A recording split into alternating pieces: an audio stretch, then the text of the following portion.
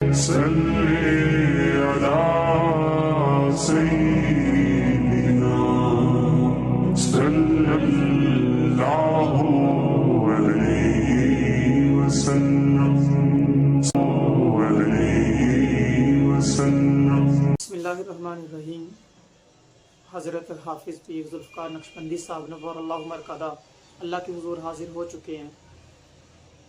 دل غمگین ہے، لیکن اللہ کا ایک حکم ہے جو ہے اللہ کے حضور حاضر ہونا ہی ہونا ہے۔